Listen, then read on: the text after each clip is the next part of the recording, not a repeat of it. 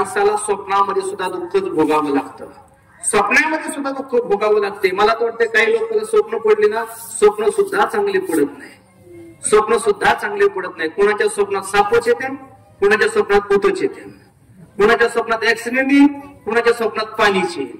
काय लोकांचे स्वप्न येतात. अहो जागृतीत आपल्याला सुख नाही याच्यात नवल नाही, जागृतीत आपण दुःखी आहोत याच्यात नवल नाही, स्वप्नामध्ये सुद्धा आपण दुःखीच येतात. अहो पुढं साधू संतांची स्वप्न आणि पुढं आपली स्वप्न. माझ्या ज्ञानोपरीने स्वप्न पडावं वारीचं, माझ्या तुकोपरीने स्वप्न पडावं श्री गुरूंच्या भेटीचं. सत्य गुरुराई कृपा मज केली, परी नाही घडली सेवा काही. सापडविली वाटे जाता गंगा असताना, मस्तकी तुझा ठेवेल कर. कुठलं हे स्वप्नामध्ये पूर्ण केलेला अनुग्रह. म्हणजे तुकोपरीने स्वप्न आणि संत भेटतायत. एकनाथ महाराजांना स्वप्न पडलं तर ज्ञानोपरायणे कंठाला मळी लागली, हे स्वप्नात येऊन सांगितलं. आणि 3 मळी एकनाथ महाराजांनी काढली, ज्ञानेश्वरी शुद्ध केले. काय या साधू संतांचे स्वप्न येतात. म्हणजे साधू संतांच्या स्वप्नामध्ये संतच येतात आणि देवच येतून. आपल्या स्वप्नात भूत येतात बघा, राचक गडी चावळतात, कोण उठतं, पळायला लागतं, चालायला लागतं. आपल्या जागृतीमध्ये आपण दुःखी होत याच्यात नवल नाही, स्वप्नातही आपण दुःखी आहोत. कधी कधी आपल्याला एक तर पहिली गोष्ट चांगलं स्वप्न पडतच नाही, आणि दुर्दैव असे एखाद्या वेळेला चांगलं स्वप्न पडलंच तर ते टिकत नाही. का टिकतं, चांगलं स्वप्न पडत नाही आणि पडलं तर ते बिलकुलही टिकत नाही, बिलकुलही टिकत नाही. सगळंच तुमचं सांगून उपयोग नाही, कधीतरी माझंही सांगतो म्हणजे तुम्हाला जरा बरं वाटेल. कीर्तनाला गेलं एकदा, सकाळचं 10 ते 12 कीर्तन झालं, संध्याकाळी त्याच रूटवरती कीर्तन होतो. संध्याकाळी त्या रूटवरती कीर्तन असल्यामुळं मी त्या गावामध्ये 4 वाजता पोहोचलो. कार्यकर्त्यांना विनंती केली, 7 ला कीर्तन आहे, 2-3 तास आहे, मी जरा विश्रांती करतो. आणि मी जरा अंग टाकलं. 7चं कीर्तन 6:45 ला महाराज मंडळीने पप्पाज वगैरे घेतले, विना वगैरे घेतला, लावायला सुरुवात केली. पण प्रकार असा झाला, 4 वाजता मी अंग टाकलेला, मला खूप गाढ अशी झोप लागली, खूप सुंदर अशी झोप लागली. प्रकार असा झाला, 4चे 5 वाजले, 5चे 6 वाजले, 6चे 6:30 वाजले. सुंदर अशी 2-2.5 तास गाढ झोप लागली. आणि या गाढ झोपेमध्ये आता एक प्रकार झाला, 6:30 वाजता माझ्या स्वप्नाला सुरुवात झाली बघा. म्हणजे मला स्वप्न पडलं. पण स्वप्न इतकं सुंदर होतं महाराज, आयुष्यात जन्मापासून पहिल्यांदा जितकं चांगलं स्वप्न मला त्या दिवशी पडलं. काय स्वप्न पडलं माहितीये, काय स्वप्न पडलं. अहो त्या दिवशी इतकं सुंदर स्वप्न पडलं, या भारत देशाचा प्रथम नागरिक म्हणजे पंतप्रधान हरिभक्त परायण चंद्रकांत महाराज धायगुडे झाला बघा. नाही ना, तुमचे चेहरेच पडले बघा, तुम्हाला बरंच नाही वाटत. अहो स्वप्नात पड झालं एवढं तरी मान्य करा. मला वाटतं स्वप्नात झाल्यावर तुम्ही एवढे माझ्यावर नाराज झाला, तर मी खरंच झाल्यावर काय करता ऐका, असं काय नाही. पण ऐका, स्वप्नामध्ये पंतप्रधान झालो. आता पंतप्रधान झाल्याच्या नंतर पाहता देशाचा प्रथम नागरिक झालो. देशाची जबाबदारी आता माझ्यावरती आहे. आणि मग माझा कारभार चालू झाला, या फाईलवरती सह्या कर, त्या फाईलवरती सह्या कर. हे सह्या करता 6:30चे 6:45 वाजले बघा. हे कुठं चाललंय हे ध्यानात ठेवा, नाही ते खेळत नुसार जायचं. स्वप्नात चाललंय हे पहिलं ध्यानात ठेवा. 6:45 झाले आणि तिकडे रामकृष्णारी भजन चालू झालं. जशी तिकडे त्या असणाऱ्या पंचपदीला अभंगाला आणि भजनाला सुरुवात झाली, तसं आमचं स्वप्नही अतिशय रंगात आलं बघा. 6:45 वाजले. पाहता अजून 10 मिनिटं गेले देशाचा कारभार पाहता. आता 7ला 5 कमी विनय करायचं तिकडे विठोबर भजन चालू झालं आणि आमचं स्वप्न सुद्धा रंगात आलं. आता फक्त देशाचा कारभार नाही तर संपूर्ण भारत देशाचा प्रथम नागरिक असल्यामुळं, पंतप्रधान असल्यामुळं आता मला जगातल्या बाकीच्याही काही देशांना भेट द्यायला जायचं होतं. टेन्शन नका घेऊ, स्वप्नात आहे मी. तुम्हाला असं वाटतं खरंच चालले का परदेशात. आणि मग मला आता परदेशामध्ये अमेरिकेला जायचंय. आणि अमेरिकेला जाण्याकरता विमानतळावरती माझं विमान तयार होतं. मला अंगरक्षकासह विमानतळावरती आणण्यात आलं. आणि पाहता त्या असणाऱ्या विमानापाशी माझी गाडी आली. आता गाडीचा दरवाजा सुद्धा मी उघडायचा नाही. का बरं, आता काय तो बुवा राहिलाय का. आता पंतप्रधान आहे, गाडीचा दरवाजा उघडण्याकरता माणसं. दरवाजा उघडला, गाडीतून खाली उतरल्याबरोबर माझ्या विमानाचा दरवाजा उघडला आणि त्या साऱ्या पायऱ्या मी चढल्या आणि विमानामध्ये गेलो. प्रत्यक्षात नाही गेलो पण स्वप्नात गेलो बघा.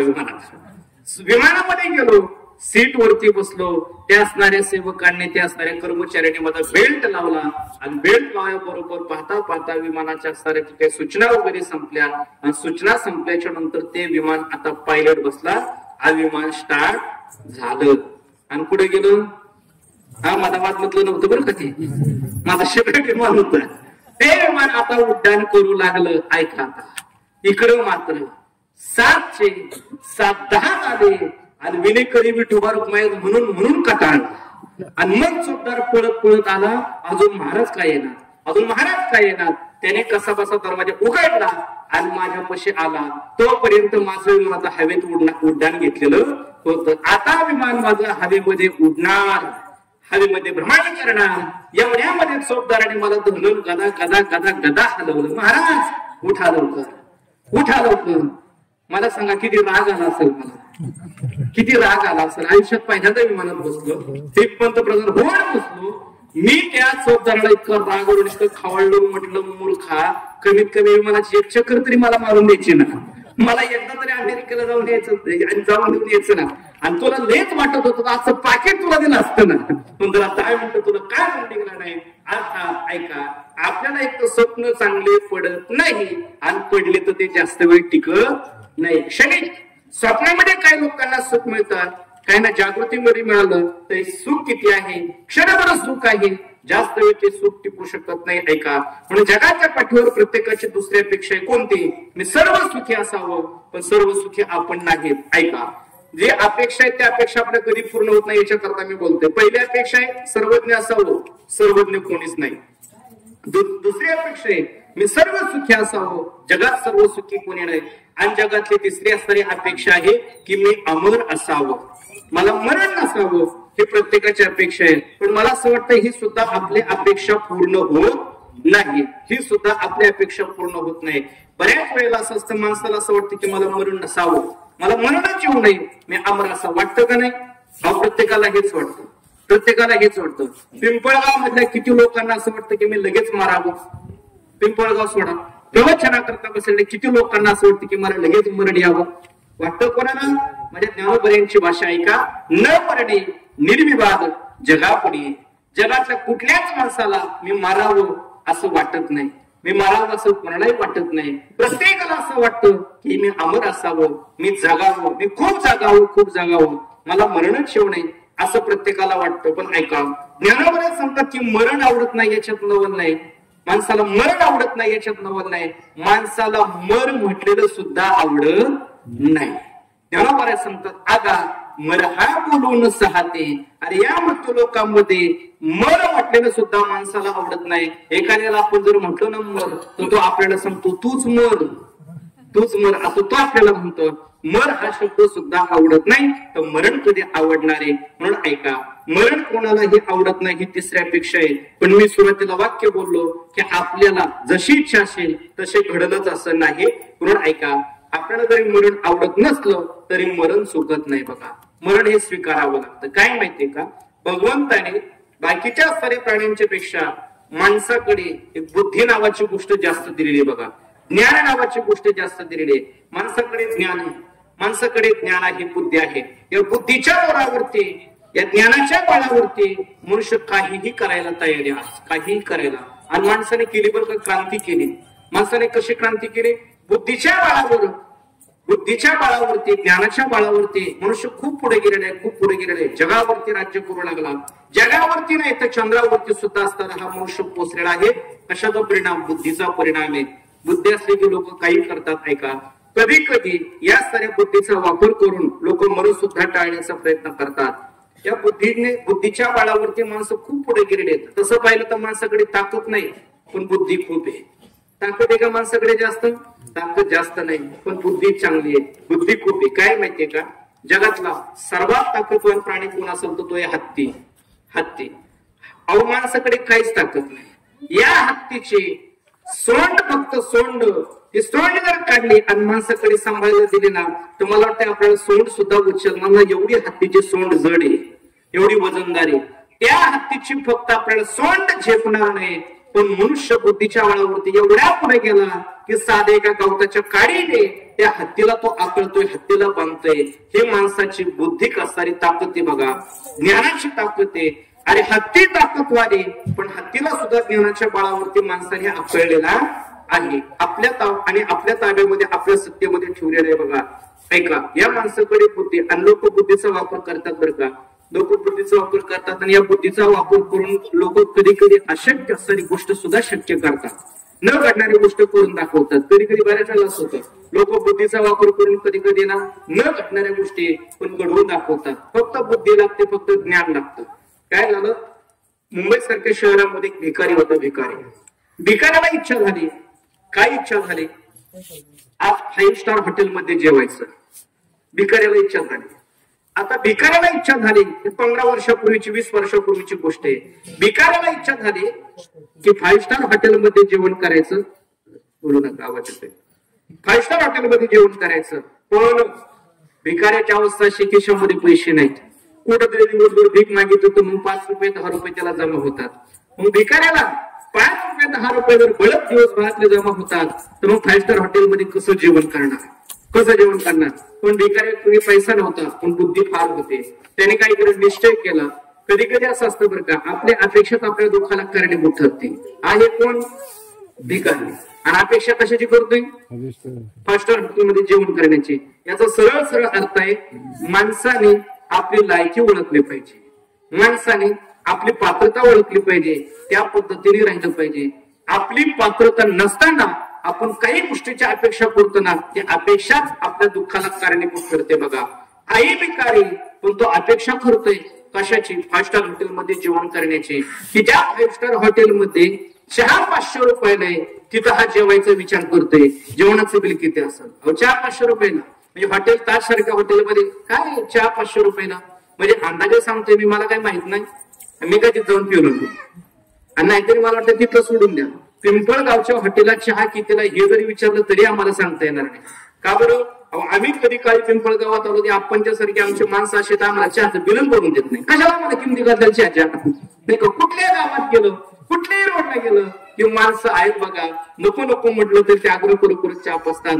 आपण बिल द्यायला गेलं की ते म्हणतात, महाराज नाही आम्ही बिल देणार. म्हणजे ते कधी बिलच देऊन देत नाही. त्यामुळे बिलाची आमची कधी गाठच पडत नाही बघा, गाठच पडत नाही. इथला चहा आम्हाला सांगता येणार नाही, तिथला काय सांगता येणार आहे. पण साधारणतः 500 रुपयाला दिसता 5 स्टार हॉटेलमध्ये चहा आहे. आणि मग हा सारा भिकारी त्याने निश्चय केला, जेवणच करायचं. खिशामध्ये त्याने 100 रुपये गोळा केले 8-10 दिवस भीक मागून, आणि खिशामध्ये 100 रुपये घेतले. जेवणाकरता गेला, जेवण त्याने ऑर्डर केलं, जेवण आलं, जेवण झालं. आणि जेवण झाल्याच्या नंतर वेटरने त्याच्यापाशी बिल आणलं. बिल होतं 2,500 रुपये एकट्याचं. हॉटेल ताज मधलं, मुंबईचं 1 नंबरचं हॉटेल. 2,500 रुपये बिल आलं. आणि मग त्या भिकाऱ्याने सांगितलं, माझ्याकडे पैसेच नाही. म्हटलं फक्त 100 रुपये. 100 रुपये. त्या वेटरने त्याला असं पकडलं, कचोंड पकडलं, त्याला फरकडत ओढत त्याला काउंटरपाशी मालकापाशी नेला. मालकापाशी नेला आणि सांगितलं, याच्याकडे पैसे नाहीत आणि यांचं 2,500 रुपयाचं या ठिकाणी त्याचं बिल झालेले. मालकाला इतका राग आला. ते आता मोठीच माणसं मुंबईतले, ठीक आहे, सुशिक्षित लोक, ठीक आहे, आपल्यासारखे जास्त गोंधळ करत नाही. त्याने त्या असणाऱ्या हॉटेल मालकाने लगेच आणि नंबर दाबला 100, म्हणजे 100 हा नंबर दाबला. पोलिसांना फोन केला. पोलीस आल्याच्या नंतर त्यांनी तक्रार दाखल केली. या माणसाने 2,500 रुपयाचं बिल झालं, याने आमच्या इथे जेवण केलं, पण हा पैसे भरत नाही, हा पैसे देत नाही, याच्याकडे फक्त 100 आहेत. आमची तक्रार दाखल करा आणि याला आतमध्ये न्या, याला तुरुंगात टाका. पोलिसांनी त्याला घेतलं, त्याला ओढत बाहेर आणला. आणि पोलीस आता त्याला पोलिसांच्या गाडीत बसवणार, तेवढ्यात त्याने युक्ती केली बघा. त्याने डोकं चालवलं, खिशात हात घातला, 100 रुपये काढले, पोलिसाच्या हातावरती ठेवले. बघता काय माझ्याकडे पोलिसांनी सोडून दिला बघा त्याला. पोलिसांनी सोडून दिला. पोलिसांच्या डोक्यात फक्त एकच की काही गुन्हा करा, आम्हाला 10-5 मिळाले बाप झालं, तुम्ही निघून जा. त्यांच्या डोक्यात 100 मिळाले ना, काही केलं देणं नाही. ऐका, मला वाटतं हे मला सुद्धा हे दृष्टांत पाहतानाच कळालं बरं का.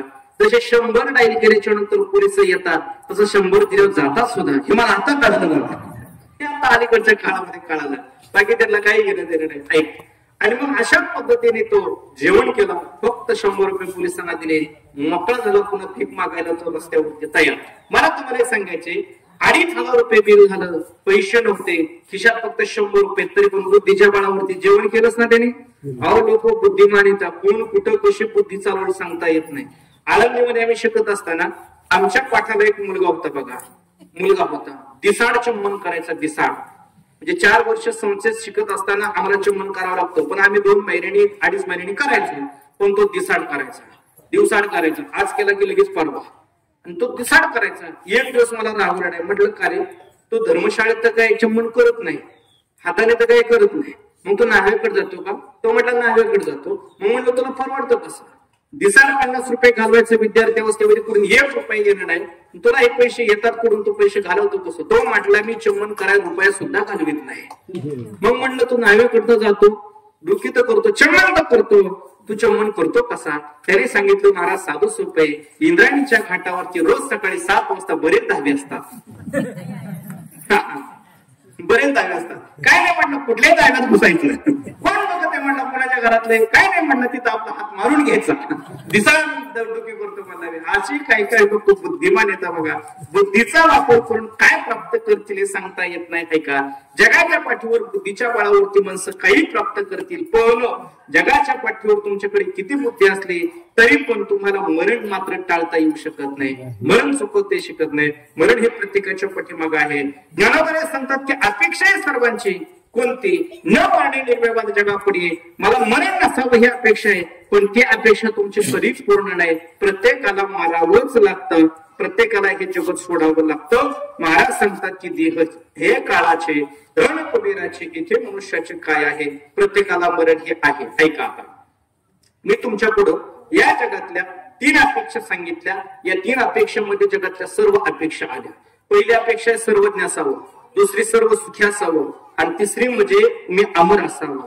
पण या 3ही अपेक्षा आपल्या पूर्ण होत नाही. मग आता ऐका, कोणाच्याच पूर्ण झाल्या नाही का? झाल्या ना. कोणाच्या? फक्त साधू संतांच्या. फक्त साधू संतांच्या. तिनही अपेक्षा पूर्ण झाल्या. तिनही अपेक्षा साधू संतांच्या पूर्ण झाल्या. कशा पूर्ण झाल्या? ऐका आता. पहिली जगातल्या अपेक्षा मी सर्वज्ञ असावं. आपण सर्वज्ञ नाही, पण संत मात्र सर्वज्ञ आहेत. ऐकता नाही संत सर्वज्ञ?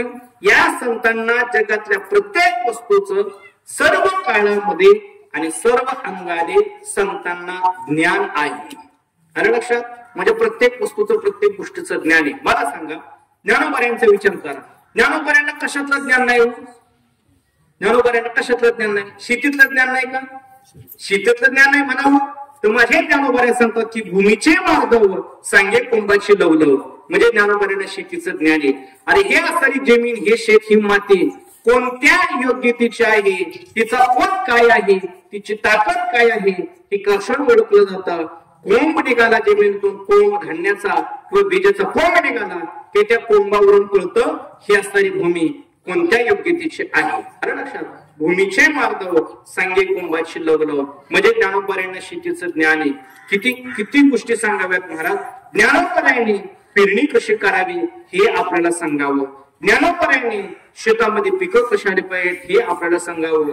ज्ञानदेव म्हणे मी चाडी, श्री गुरुने केले कोडे, माता हात ठेवला पुढे, बीजची पेरणी. म्हणजे श्रीमूलचं वर्णन करत असताना इथं पेरणी करणाऱ्या शेतकऱ्याचं उदाहरण कोणी दिलं? माझ्या ज्ञानोबाऱ्यांनी दिलं बघा. म्हणजे ज्ञानोबाऱ्यांना या साऱ्या चाड्याचं आणि या ठिकाणी ज्ञान आहे. ज्ञानोबाऱ्यांना पाभारीचं ज्ञान आहे, ज्ञानोबाऱ्यांना शेतकऱ्याचं ज्ञान आहे, ज्ञानोबाऱ्यांना शेतीचं ज्ञान आहे. आता असे जगातल्या जेवढ्या म्हणून वस्तू आहेत ना, जेवढ्या गोष्टी आहेत ना, विषय आहेत ना, त्या प्रत्येक विषयातलं ज्ञानोबाऱ्यांना ज्ञान आहे. एकच फक्त सांगून जातो, बाळ जन्माला आलं की त्या बाळाच्या 5वीच्या रात्रीला सटवी नावाची देवता येते आणि त्याचं अख्खं भोग, त्याचा कर्म त्याच्या कपाळावरती, आयुष्यातले सर्व भोग आणि सर्व कर्म ते त्याच्या कपाळावरती लिहून जाते. हे कोणी सांगावं? माझ्या एवढीशा छोट्याशा ज्ञानोबाऱ्यांनी सांगावं. कशाचा परिणाम आहे? ज्ञानोबाऱ्या सर्व देत ना. ज्ञानोबाऱ्या म्हणतात की अरे लग्नात जे लिहिले न मुडीचे काही केले, जैसे काळी गोरी पण धुतले फिटवून येते. मला वाटते ज्या ज्ञानोबाऱ्यांना जन्मापुरता फक्त आईचा स्पर्श, स्त्रीचा स्पर्श, त्यानंतर या महात्म्यांना कधी पुन्हा स्त्रीचा स्पर्शच झाला नाही, अशा महात्म्यांनी सुद्धा बाळाच्या जन्माचं वर्णन करावं. बाळा जन्माच्या नंतर त्याला काय लागतं, त्याची अवस्था काय असते, सटवी नावाची देवता कशी येते, त्याच्या कपाळावरती काय येते, या सर्व गोष्टीचं वर्णन माझ्या ज्ञानोपाऱ्यांनी करावं. म्हणजे जगात अशी कुठलीच वस्तू नाही की त्या वस्तूचं ज्ञानोपाऱ्यांना ज्ञान नाही. प्रत्येक गोष्टीचं ज्ञान आहे. चला, म्हणून संत फक्त सर्वज्ञ आहेत. सर्व वस्तूचं सर्व काळामध्ये सर्व अंगाने संतांना ज्ञान आहे. दुसरी गोष्ट, सर्व सुखी या जगामध्ये आपण नाही पण फक्त संत आहे. सुखी आपण रोज म्हणतो ना, तुकोबाऱ्यांचा आपण सर्व सुख ल्यालो, सर्व अलंकार आनंदीने भरवलं असं, म्हणजे ते सर्व सुखी आहेत. सुखाचा त्यांनी अलंकार परिधान केलेला आहे आणि ते आनंदामध्ये आता काय करतात तर डोलतात. याचा अर्थ संत हे सुखी आहेत. ऐका, जगातली पहिली अपेक्षा होती सर्वज्ञ, संत सर्वज्ञ. जगातली दुसरी अपेक्षा आहे की सुखी असावं, संत सुखी आहेत. आणि जगातली तिसरी अपेक्षा आहे अमर असावं, मला मरण नसावं. मला वाटतं ही सुद्धा संतांची अपेक्षा पूर्ण झाली. तुमच्या आमची नाही पण संतांची पूर्ण झाली. संतांची कशी पूर्ण झाली? तुकाराम मला सांगतात की बाबांनो, मरण माझे मरुणी गेले, मज केले अमर. म्हणजे आमचं मरण मरून गेलं, आम्ही अमर झालो. म्हणजे संत हे अमर आहेत, त्यांना जन्म शिल्लक राहिलच नाही. किंवा अमर आहा, अमर आहा खरे की पहा खोटे हे, म्हणजे संत अमर आहेत. किंवा बीज भाजून केलेला आहे, आम्हा जन्म मरण नाही. म्हणजे आम्हाला जन्म मरण शिल्लकच राहिलं नाही, आम्ही अमर झालो. अर्थात या सर्व अभंगावरून हे आपल्या लक्षात येतं की संत महात्मे हे अमर झाले, म्हणजे त्यांना मरण शिल्लक राहिलं नाही. ऐका, संत महात्मे अमर झाले, संत महात्मे सुखी झाले, संत महात्मे सर्वज्ञ झाले. मग असणाऱ्या तुकोबाऱ्याने विचारलं की महाराज, हे जरा सर्वज्ञ होण्याचं आणि सुखी होण्याचं जरा बाजूला राहू द्या, पण तिसरी गोष्ट आम्हाला हवी. कोणती? आम्हालाही अमर भाव असं वाटतंय, आम्हालाही अमर भाव असं वाटतंय. तुम्ही अमर झाला ना, मग आम्ही अमर कशाने होऊ ते जरा सांगितलं तर बरं होईल. त्यासाठी आम्हाला काय करावं लागेल? आमच्या पाठीमागे कळी काळ लागलेला आहे. या काळाच्या तावडीतून सुटायचं असेल, त्याच्या दुःखातून सुटायचं असेल, मरणातून सुटायचं असेल, काय करावं लागेल हे जरा सांगितलं तर बरं होईल. ऐका, ज्ञानोबारे सांगतात की बाबांना आम्ही अमर झालो, तसे तुम्ही सुद्धा अमर होताल. म्हणजे तुमचं मरण संपुष्टात येईल, काळ तुमच्या पाठीमागचं जाईल. पण त्याकरता आम्ही जे केलं ना ते काम तुम्हाला करावं लागेल. काय करावं लागेल? काळ आपल्या पाठीमागे लागलाय ना, एक काम करा, या काळाचा लाभ चुकवण्याकरता, हा काळ आपल्या मागे लागलेला आहे त्याचा पाठलाग चुकवण्याकरता 3 गोष्टी करा. कोणत्या 3 गोष्टी करा? कोणत्या 3 गोष्टी करा? ऐका, तुकोबाऱ्यांनी ज्ञानोबाऱ्यांनी काय उदाहरण दिले. तुकोबारे सांगतात की बाबांनो, काळ आपल्या मागे लागलेला आहे आणि काळ हा जन्म बनून रूपे आपला छळ करतोय. या छळातून मुक्त व्हायचं असेल तर 3 गोष्टी करा. कोणत्या 3 गोष्टी? जसं गावामध्ये आपण राहत असताना एखादा मूर्ख माणूस, त्या मूर्ख माणसाने आपल्याला छळावं, त्याने वारंवार आपल्याला त्रास द्यावा, त्यावेळेला आपल्याला त्या मूर्खाच्या छळातून सुटण्याकरता काही गोष्टी कराव्या लागतात. काय करावं लागतं? 3 गोष्टी करा.